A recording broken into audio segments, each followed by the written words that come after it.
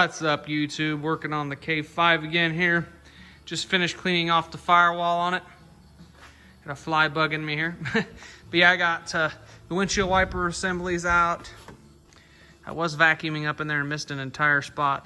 I may grab the vacuum and vacuum that up. But I ain't real worried about it right now. I got a lot of it cleaned out in there. It's kind of nasty. The heater box, of course, had a giant mouse nest in it like they all get. Got the heater box and everything out, the AC unit out, all that stuff's out. I tested it. I think for the majority, everything works. Of course, I'm gonna go through and do my rebuild of this, clean everything up, build me a new seal around here, put a new heater core in it, clean all this stuff up, clean the wiring up, clean the controls up, re-lube everything. That's all. I'll go through that, get that properly functioning again. I'm gonna go ahead and change up the, it had the windshield wipers, it had the squirters built into the wipers. I'm going to change that back to an older style that they're up in the cowl panel. Just less to rot out. But yeah, once I get some time and some primer, I can start sanding this bad boy down and we'll get this bad boy painted. And once we get the bad boy painted, we can start putting it back together. And to be in the steering columns out, I'm using some couple of Polaris ratchet straps to hold the steering arm down to hopefully keep it from steering while I'm pulling it around with the forklift. We'll see how well that works. But yeah, it's I need to take the firewall and weld this up. It's cracked in a few spots. I need to flatten that back out with like a hammer and dolly and clean that up a little bit and weld it, because we're missing a screw on the parking brake assembly. And if you're missing that upper support screw, you will punch a hole right through the floor of or right through the front of your cowl. And that's what it was starting to do, which I thought about welding them up because I'm not 100% sure if I'm going to run a parking brake on this or not. I'm still debating whether the 3/4 ton axle swap or just half-ton axles. For what I'm going to do with this truck, I think half-ton axles. If these are 373s, I probably will just clean them up and make sure ball joints and stuff are good. I lucked out though, they are old enough when whoever put them in, they got the better backing plate on the front axle. It's a Dana 44 front axle. I don't know gear ratio. I need to look at it. I gotta go ahead and cut this so it doesn't blow all the seals out of it. It may have, I don't know. I'm gonna eventually pull the pumpkin covers off and take a peek just to see. Does have the lifted steering arm on it, which is nice. That's a pretty good deal. Just means that knuckle needs cleaned up. Somebody got lucky, got it tore apart. It's got dual steering stabilizer in the front. Not a big fan of that, so I'll probably tear that off and go with something different. I don't know. I don't mind it. I may keep it. I'm definitely gonna get new shocks, of course, to clean up the bracketry. But yeah, the suspension to me right now is not the big worry. I'm here trying to get the firewall done so I can get it painted, get it in orange, either in Raptor liner orange or in just Rust-Oleum high performance enamel orange. I haven't decided if I'm just gonna paint it or bedline it yet. The bedlining kit, I can do a single can, and that's 30 square foot. I don't know if that's 2 coats or just 1 coat, but I'm gonna go ahead and do a quick rough measure of what this is. And I know that ain't 30 foot by 30 foot, but I'm hoping 1 container will do the whole firewall. And I'm gonna kind of use this I'm gonna get a gun. They're like 12 bucks. I thought about splurging out for the better gun that has the adjustable tip. I got to get a air water separator, regulator, all that stuff for the air hose and whatnot. I mean, we got an air pressure regulator, but it's not real great.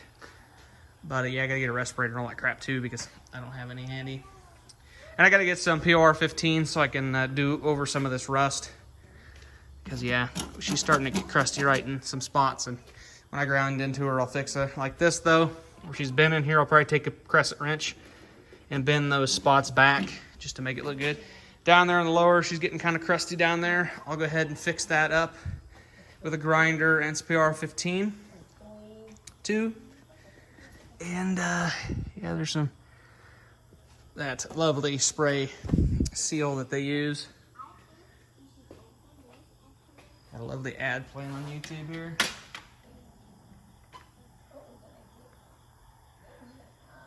So yeah, just get that ad there. But yeah, like I said, I'm working on getting the firewall painted. Then I'm gonna work on getting the engine. I still got the AC bracket on it from the last video. I want to work on getting the engine get the engine semi-tore down, gasket it, clean it up, paint it, make it look respectable because I know it's a good running engine. And got the transmission cleaned as well as it's going to get. I may throw a couple seals in the MP241 and of course seal the adapter up to the transmission. And the rest of it should be ready to rock and roll. I got to go to my 83 and figure out which holes I use for the 700 R4 in this frame because I can't remember off the top of my head which ones will get used. So, but yeah, anyways, that's enough rambling. But yeah, I just thought I'd give you a quick update of what it started to look like. I do want to end up using this power steering line. I'm hoping I'll be able to. I don't know yet. We'll see. Got the return line. I'm probably going to run a cooler, so it'll come down, come through here, come up to the cooler. I'll get me a cooler. Yeah, I don't really need a power steering cooler, but you know, it's not bad on these older trucks. Might get a new power steering gearbox just because this one's kind of, you know, a little old. Frame looks to be good around the steering gearbox too. I mean, a lot of these crack. There's some crap down in there, but I don't see it crack. Might pull the gearbox off, take a peek. May buy the gusset kit and weld the gusset kit in, who knows. All depends on how adventurous I get. I never did that with my 83, and we'll see how that holds up. But yeah, I'd say if it was gonna break, it would have broke with the 35 1750s on it. Gonna go ahead and go all new shocks around when I get everything all up and running. We'll go back. Like I said, the suspension's not. It's on the back burner right now. I just want to get the drivetrain, get it running and driving, get the drive shafts and whatnot done. Then we'll worry about. I'm of course going to change the diff fluids, check all the diffs, make sure I don't have any big. Because I can already tell that one's leaking kind of. Don't want to have any big. Maybe repack the front bearings, check them out, make sure that they're good. Just go through it, go for the brakes, make sure she'll stop and go. And we'll drive it probably a little bit with these axles. And if they're not 373s, I'll probably get another set of axles and just go through the axles and get, if I can't get a set of 373 gear axles, I know where a set is. I just got to get the pros and cons out of them. If these aren't 373s, which it shouldn't be too difficult to, and I'd rebuild them. They're a Dana 44 and I believe a 10 bolt rear. So they're out of a 74 Blazer. So do one Blazer, do another. But yeah, I'm trying to figure out, I want to put a grommet in this hole because maybe eventually I'd like to use that for something. You never know. You can run some wiring in. I saved the grommet that goes in here for the old electronic spark control, just in case I need to run some wires out to the engine. Like I said, a lot of these will be saved and reused. A lot of these won't be having factory wiring go through them. This one probably will, or this one. One of these two run the wiring out for your rear window and rear lock on this truck. But like this one is for like the old cruise control. I'll probably use that for EFI wiring and just the LS swap wiring. So I'm gonna go through there. Like I said, I want to use a factory GM fuse box out of my 2000 GMC under the hood of this, so I can have plenty of places to tie wiring in. I'll do my old custom loom. I don't want to have hardly any wiring on this side. I will probably run the math wiring like the stock Sierra had it up and then around, because I might use the low coolant switch too. I got to figure out how that works. I might use the low coolant switch and see how that works. It'd be kind of cool to have a low coolant light, I think. Idiot lights are always nice to have. I thought about trying to get the pitch of the low oil light and put a oil temperature sensor in this engine. Why, I don't know. Just because it'd be kind of cool. I am going to put a A-pillar pod in this, transmission temperature gauge, probably a Aeroforce, one of the scan gauges, the Aeroforce gauge up there, and then probably put a oil temp gauge, or it'll either have two, them two Aeroforce gauges or whatever they're called. They'll go up in there. But yeah, that's what I've been doing today. Just working on it. Like I said, I got to get up to town and get some primer, some acid etching primer. I'm going to acid etch prime it anyways, even if I don't go with the bed liner. Shouldn't hurt it. I do have some filler primer up here, but the acid etch will be good on the bare metal, so yep, all's still good. I have plenty of white. I could do the whole truck in white if I really wanted to. But yeah. Anyways, that's the update for today. And yeah. This is the rear taillights and stuff plug, so not very many wires going on there. There's the fuel tank sender wire. I'll end up running a new wire to the back anyways for the electronic fuel pump, because I'm going to use 87, well, like a 91 Blazer tank, 31 gallon Blazer tank, and sending unit with the same Walbro pump I used in my 83 Scottsdale. That's old faithful to me. It's been tested and proven with how many miles I put on the bug right there. Let's see if we can get him. Got him. But yeah, can't wait till them things get gone and go back to hell where they belong. But yeah, just like I said, I'm gonna go ahead and get this all cleaned up. This one, like I said, I want to make it look somewhat respectable when it's done. I have been debating if I get a parts truck. I found one that's cheap, it's like $400. It's got my shifter and my steering column. That's got the cruise control tilt steering column. I figured $400, I can't buy the steering column off eBay, and I can, every once in a while, I can find that four-wheel drive lever, but it'll be all there. I know where it's at. And it might be new enough to have another MP241. I don't know. I can't remember what year it is off the top of my head, but $400, not that far away. I figured, why not? If I can get it bought, I'll go ahead and do it. Also looks like it has possibly two good front fenders that aren't cut, which will be nice, if that's possible. They're not all rusted out either. The rest of it's pretty much shot. It'd be awesome if it didn't have a cracked windshield in it. But, like I said, the reason I opened the door was somebody cut the radio holding this out. Now, I'm not a big, that's not a total downer because I cut the one out in my 83, but they didn't do a really good job. I'm going to clean this up. I have a 91 Suburban gauge bezel. It's got the same location for the lights, but it's got the bigger, like it's got the radio set in the bracket, the bolts to that, and sets out the radio a little bit. I may bring that in and then trace around it and then cut that out to mimic that, and we'll see. Possibly if I do get that other Blazer, or not the other Suburban, and the dash it's not cut, which I don't think it is, I would take the windshield out, grind the spot welds off, unbolt it in here, and pull this out and weld a new brace or a new dash back in, because it pretty much comes out. You just got to grind the spot welds off around the windshield, and the whole dash panel pulls out.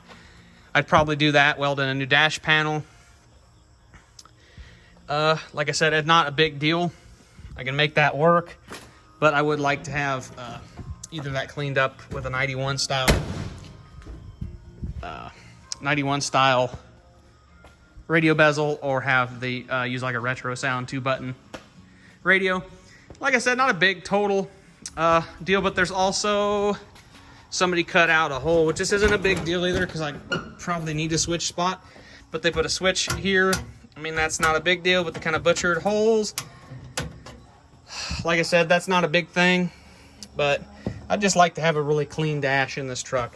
I kind of want to keep it, it'll have aftermarket gauges, I'll probably have odometer gauges in it, but I want it to be, I definitely don't want it to lose a square body vibe in it. I really want it to feel like you're driving a square body, that's for sure. I'm kind of wanting to build what I wanted with the Scottsdale out of this, and I've had this truck, I got enough money in it that I figured I might as well take my time and do this one semi-right. I did the Scottsdale pretty right, it's just my patina truck, so it's not pretty. It's a hell of a workhorse, but It just ain't pretty. I want this one to be a respectable looking daily driver that I could drive and have fun with. Probably won't wheel it just because I don't like to wash them when I get done wheeling. And yeah, I just don't want to have to wash them. That's pretty much the big thing.